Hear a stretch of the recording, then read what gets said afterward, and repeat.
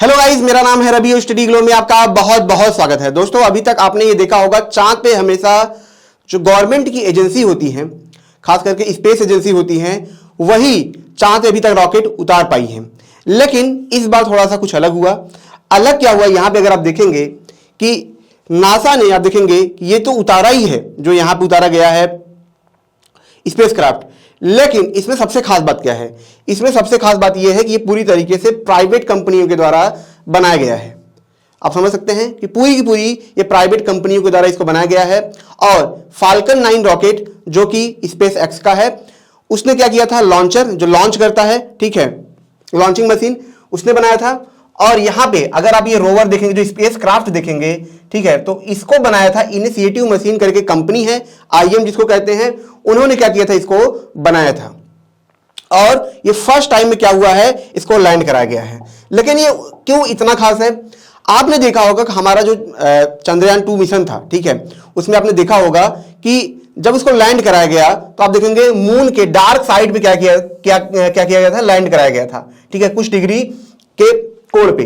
लेकिन इसको जो लैंड कराया गया है, ये भी लगभग मान लीजिए वैसा ही लैंड कराया गया है। लेकिन जो लैंड कराया गया है वो चांद के 85 डिग्री एंगल पे क्या किया गया है, इसको लैंड कराया गया है। यानी कि जहां भी ये लैंड हो रहा था वहां पे पूरी तरीके से गड्ढा था, पूरी तरीके से वहां पे उबड़ खाबड़ जगह थी और पूरी तरीके से वहां पे अंधेरा था।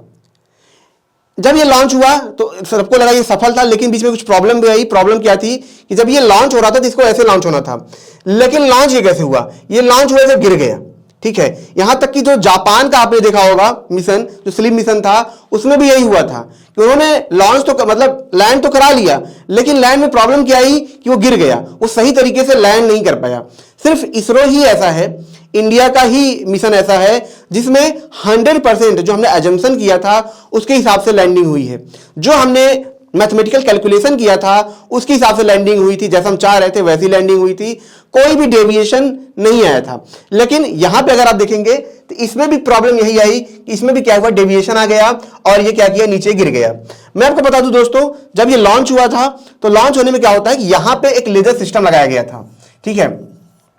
ये लेजर सिस्टम क्या करता है कि जब ये जमीन पे उतरने लगेगा, जमीन के पास आने लगेगा, तो लेजर सिस्टम से जो लाइट निकलेगी जमीन से टकरा के वापस आएगी तो बता देगा भैया कितनी दूरी पे है। ये दूरी सतह के बारे में बताता था, सतह उबड़ खाबड़ है कि नहीं है। क्योंकि मैं आपको बताऊं यहां पे क्या होता है, रोशनी नहीं होती है, कोई उजाला नहीं होता है, यहां लाइट नहीं आती है, तो जिसकी वजह से क्या था कि लेजर सिस्टम का यूज किया गया था। इन्होंने सोचा कि काफी ये अच्छा होगा, काफी बढ़िया तरीके से काम करेगा, मजा ही मजा है। लेकिन प्रॉब्लम क्या हुई, प्रॉब्लम ये हुई कि इन्होंने जब इसको इंस्टॉल किया तो इन्होंने धरती के हिसाब से इंस्टॉल किया।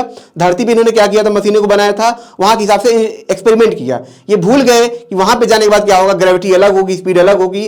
तो यहां पे दिक्कत क्या हुई, जब ये जब लैंड करने वाला था तो यहां पे प्रॉब्लम ये हुई कि ये जो लेजर था ये ऑन ही नहीं हुआ। तो इसी वजह से आप देखेंगे ये ऐसे लैंड हुआ। तो आप सोचेंगे अगर ऑन नहीं हुआ तो इसको लैंड होने में और प्रॉब्लम आनी चाहिए थी, क्रैश हो जाना चाहिए था। तो क्रैश इसलिए नहीं हुआ क्योंकि नासा ने क्या किया था दोस्तों, यहां पे अगर आप देखेंगे यही कहीं पार्ट था, ठीक है, मैं इसे बता दे रहा हूं, मुझे पार्ट नहीं दिख रहा है, ठीक है।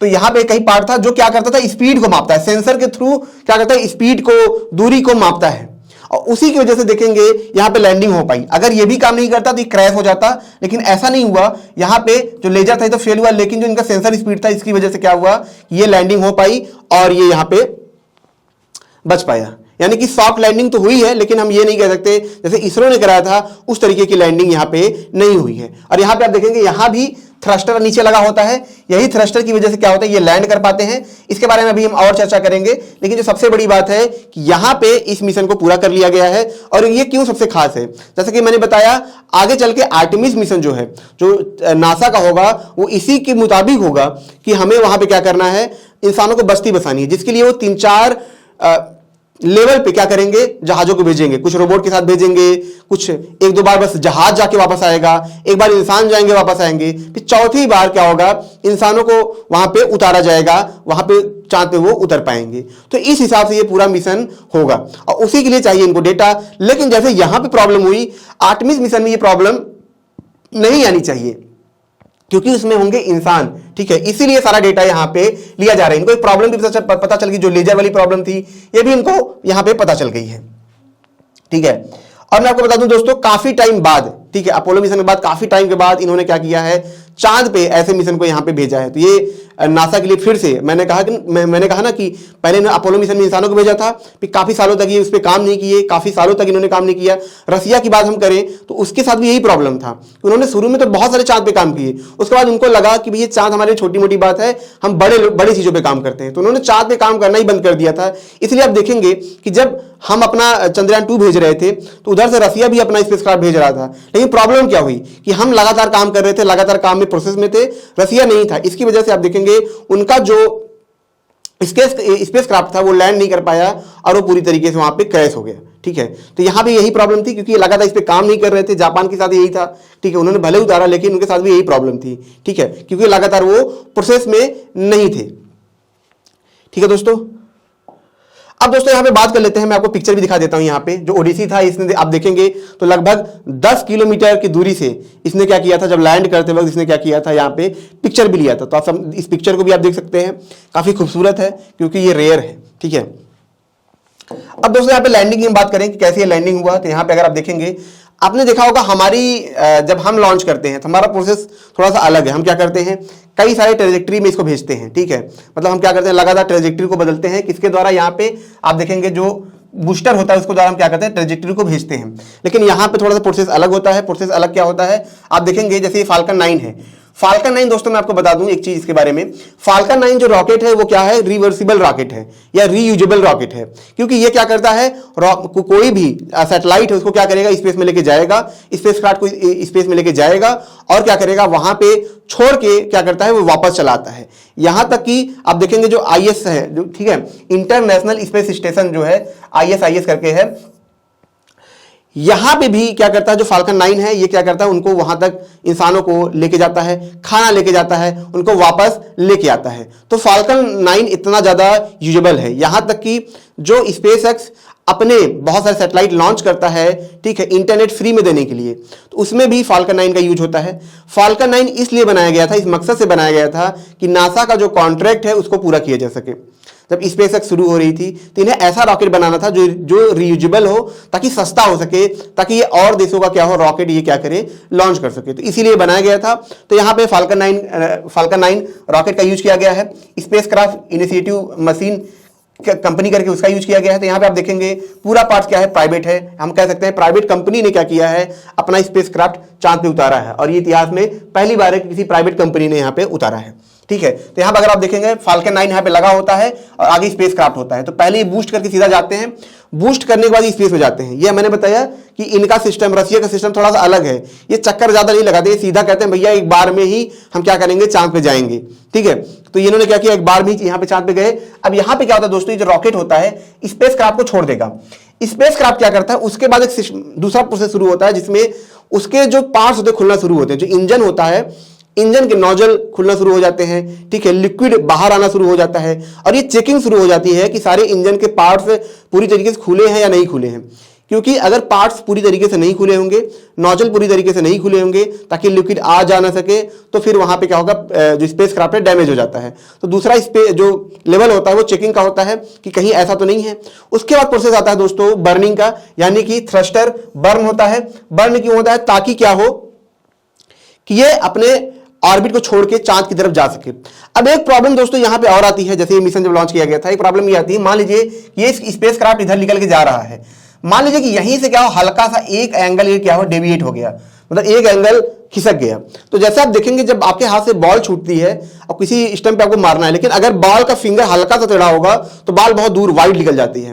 वो क्यों होता है, क्योंकि एंगल चेंज हो गया। तो यहां पे दोस्तों इसका बहुत ध्यान रखा जाता है, जिसको हम मैनुअर भी बोलते हैं।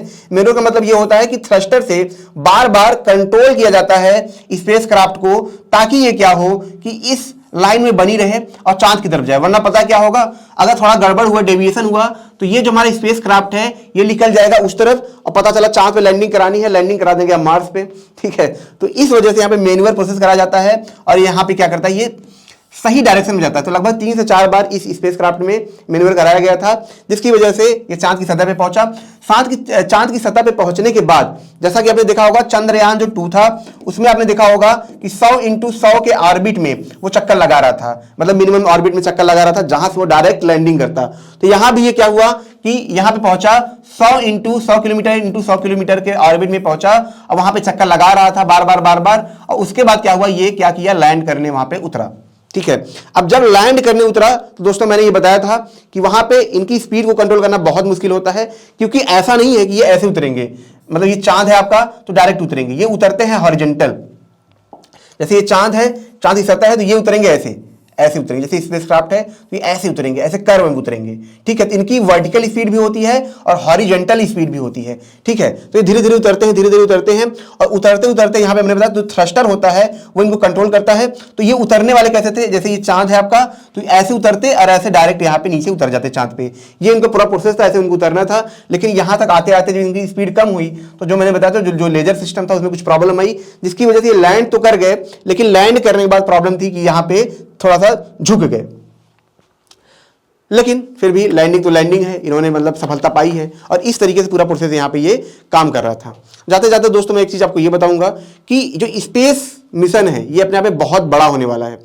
और सिर्फ ऐसा नहीं है जो प्राइवेट कंपनी है वहां पे वही काम कर रही हैं, इंडिया में भी बहुत सारे प्राइवेट कंपनी है जो लगातार काम कर रही हैं और आने वाले वक्त में धमाका मचाएंगे। जैसे गोकुल कंपनी हुआ, अग्निकुल हुआ, ये सारी कंपनियां लगातार काम कर रही हैं और इसरो के साथ मिलकर भी ये काम कर रही हैं। गवर्नमेंट ने खुद इसमें इशू मतलब गवर्नमेंट खुद सपोर्ट कर रही है कि जो प्राइवेट कंपनियां हैं स्पेस की वो आए इसमें काम करें, वो फंड भी करेंगी। ठीक है, तो ये आने वाला वक्त जो होगा आप देखेंगे कि बहुत सारे प्राइवेट कंपनियां इसमें उतरेंगी, बहुत बड़े लेवल पे उतरेंगी और बहुत बड़ा काम करेंगी।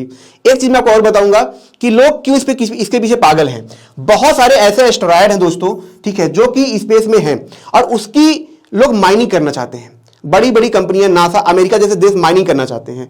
तो उसी में कुछ प्राइवेट प्लेयर भी हैं जिनके दिमाग में यह है कि अगर हम वहां पे जाते हैं, वहां पे माइनिंग करते हैं तो वहां पे हम $1 ट्रिलियन पैसा बना सकते हैं। $1 बिलियन नहीं, $1 ट्रिलियन। इसीलिए आप अगर देखेंगे तो चांद पे भी यहाँ पे जो नासा जा रहा है या प्राइवेट कंपनियां जा रही हैं तो यहाँ पे एक चीज है जिसके बारे में बहुत लोग क्या है उतावले हैं। पहली चीज है हीलियम 3। हीलियम 3 चांद पे बहुत ज्यादा पाया गया था। हीलियम 3 क्या है दोस्तों, जैसे यूरेनियम होता है आप देखेंगे बहुत ज्यादा एनर्जी हमें देता है, वैसे हीलियम 3 चांद की सतह पे बहुत ज्यादा पाया गया है। वो जल्दी बनता नहीं, हमारी धरती पे होता नहीं है। तो वो हीलियम 3 क्या करता है, आपको बहुत ज्यादा मात्रा में एनर्जी यहां पे देता है। तो इसीलिए जो प्राइवेट प्लेयर हैं, ठीक है, जैसे स्पेस एक्स है, नासा है, ये लोग इस पे ज्यादा अवेयर हैं, इस चीज को लेकर ज्यादा अवेयर है ताकि यहां से ज्यादा वो पैसा बना सके।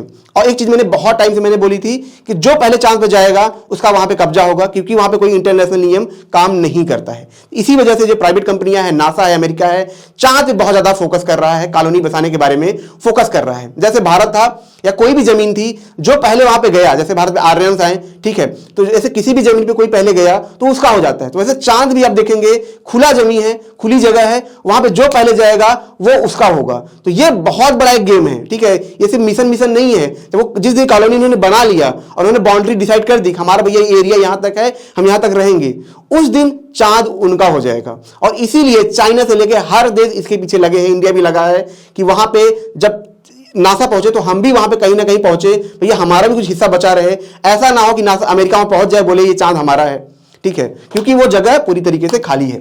तो दोस्तों एक छोटा सा लेक्चर था, अगर ये आपको अच्छा लगा हो तो इसे लाइक करें, कमेंट करें, शेयर जरूर करें। और जैसा कि मैंने बताया हमारा फ्लो का कोर्स आप जरूर अवेल करें। 2-3 साल आप तैयारी करते हैं, इसके बावजूद भी आप देखेंगे आपका एग्जाम नहीं निकलता है, उतना अच्छा आउटपुट नहीं आता। लेकिन वहीं पे जो टॉपर होते हैं, जो टॉप परफॉर्मर होते हैं, अब एक चीज देखेंगे कि वो कुछ टाइम पढ़ाई करके 1 साल के अंदर एग्जाम क्रैक कर लेते हैं। 100 साल के रिसर्च में जो साइकोलॉजिस्ट ने पाया कि किसी जो टॉप परफॉर्मर होते हैं उनके अंदर फ्लो की स्टेट होती है, इसी वजह से वो बहुत अच्छा परफॉर्म कर पाते हैं। लेकिन उन्होंने ये भी देखा कि इस फ्लो की स्टेट को हम नॉर्मल इंसान के अंदर पैदा कर सकते हैं सिर्फ कुछ थेरेपीज के द्वारा। उन थेरेपीज को दोस्तों हम इंडिया में लाए हैं महज 299 में, जब आप फ्लो 25 कोड आप यूज करेंगे। तो दोस्तों मिलते हैं नेक्स्ट लेक्चर में। Thank you so much.